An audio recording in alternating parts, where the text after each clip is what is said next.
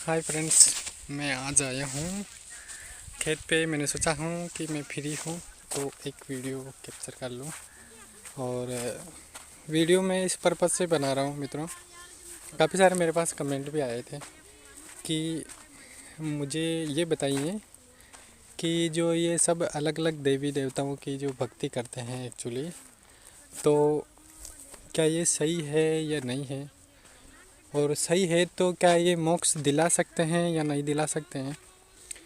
मित्रों, मोक्ष का सवाल आता है तो देखो, पूर्णतः तो ये कहीं फ़िलहाल लिखा हुआ नहीं है कि देवी देवता मोक्ष दिला सकते हैं।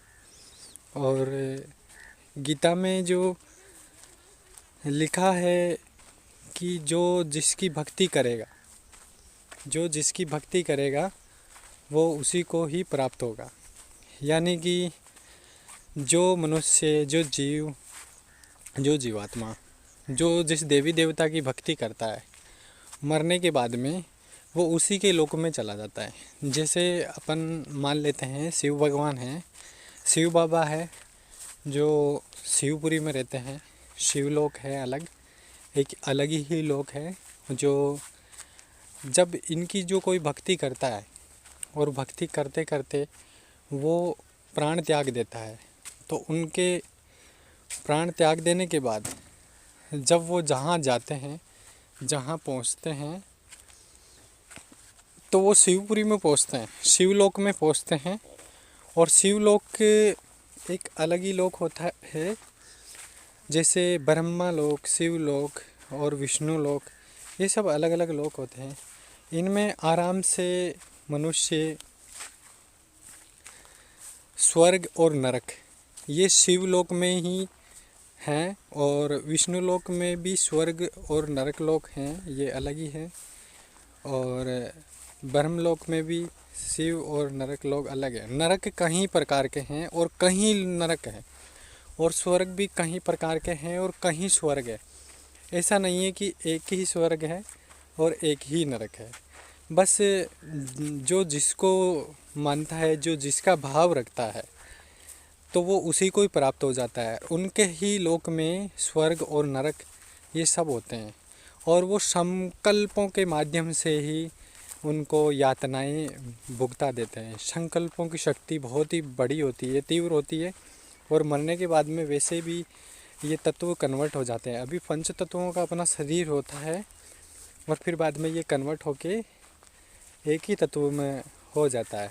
जो ओनली परम तत्व तो नहीं कह सकते, यानी कि सूक्ष्म जगत जो होता है, सूक्ष्म बन जाता है अपना शरीर। सूक्ष्म यानी कि छोटा, और शरीर छोटा भी हो जाता है, और एक ही तत्व का रहता है, जो वो होता है वायु तत्व का। और वायु तत्व हमें कभी दिखाई नहीं देता है।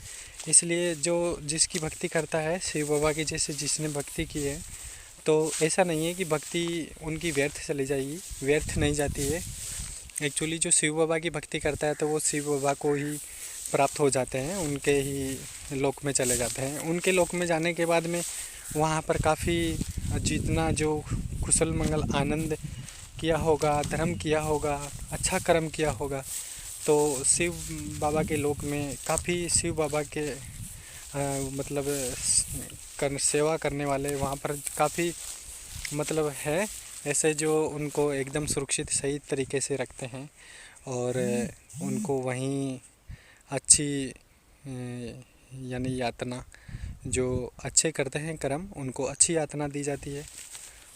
और जो बुरे कर्म करते हैं तो उनको वहीं का नरक है, जो वहाँ की नरक की यातनाएं दी जाती है।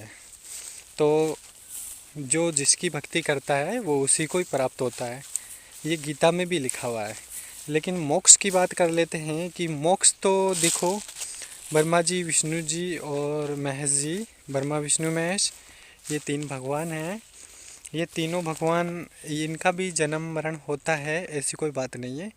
लेकिन इनका कहीं करोड़ों युग के बाद होता है, और अपना युग तो बहुत दूर की बात है, कुछ वर्षों में ही अपना जन्म मरण हो जाता है। और भगवान हैं वो भगवान का दर्जा है, बड़े हैं, वो देवी देवताओं की गिनती में नहीं आते हैं, ब्रह्मा विष्णु महेश जी। और ये अपने सृष्टि के पालनहार हैं ये। और ये तीन देव अपनी रक्षा करते हैं मनुष्य की, और ये चलाते हैं पूरी सृष्टि को। और जो इनकी भक्ति करने के साथ साथ में ही, ब्रह्मा विष्णु महेश जी की भक्ति के साथ साथ में ही, देवी देवताओं की भक्ति के साथ साथ ही, जो परम पिता परमात्मा, जो परम धाम, जो निराकारी है, ना तो कोई आकार है और ना कोई रंग है, ना कोई रूप है, जो ऐसे हैं परम लाइट की तरह, परम एनर्जी की तरह, जो काफ़ी अलौकिक अरबों खरबों शक्तियों से परिपूर्ण है। और करोड़ों पृथ्वियाँ, जितनी भी पृथ्वियाँ हैं, जितने भी लोक हैं, जो जितने भी सारे ब्रह्मांड हैं, इनको सबका कंट्रोल उन्हीं परमपिता परमेश्वर के हाथ में है, जो वो ही बनाते हैं और वो ही बिगाड़ते हैं। उनका जो संकल्प शक्ति है वो बहुत ही तीव्र होती है।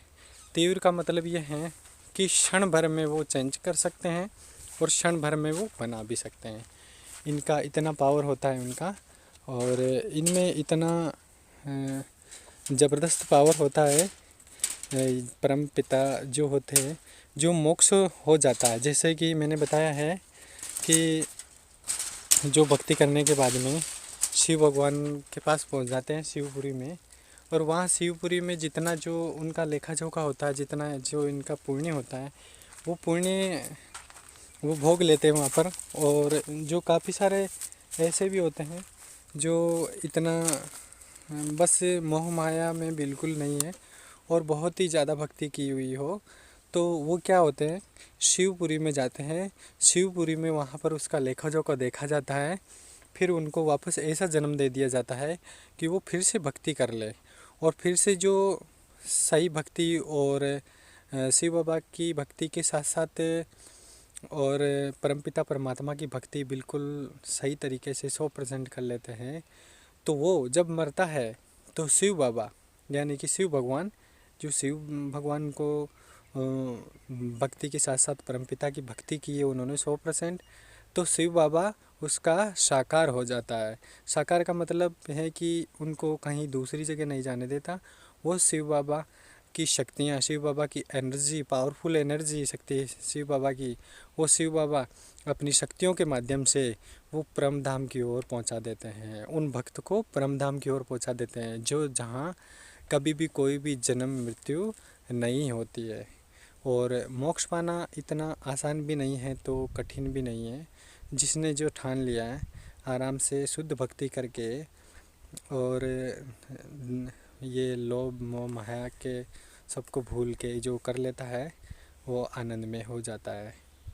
मित्रों, हमने जो बात की है ये आपको अच्छा लगा या नहीं लगा ये तो मुझे पता नहीं है, लेकिन जो भी मैं आपको देता हूँ, जो भी मैं कुछ बताता हूँ, जो मेरे गुरु कृपा के हिसाब से ही मैं बता देता हूँ, और मेरी गुरु आज्ञा से ही मैं ये जो बताता हूँ सब कुछ। और मित्रों, आपको अच्छा लगे तो इस ज्ञान को ज़्यादा से ज़्यादा शेयर कीजिएगा। मुझे तो कुछ मिलेगा नहीं, लेकिन सामने वालों को ज्ञान ज़रूर मिलेगा। और आत्मज्ञान की जब प्राप्ति होती है तो आत्मज्ञान के बाद में ही जो अलौकिक ज्ञान मिलता है, वो अलौकिक ज्ञान ही हमारा सही मार्ग होता है। और उस मार्ग में जो इंसान चल जाता है तो समझ लो कि मोक्ष तो मिलने की नहीं कह सकते, लेकिन उनको स्वर्ग और अच्छा वापस जन्म ज़रूर मिलेगा, कि वो उस दूसरे जन्म में वो आराम से अच्छी सी भक्ति कर सके और मोक्ष मार्ग में जा सके। मित्रों, ये वीडियो काफ़ी लंबा हो जाएगा और मैं नेक्स्ट वीडियो में फिर मिलूँगा। तब तक के लिए नमस्कार। जय हिंद, जय भारत।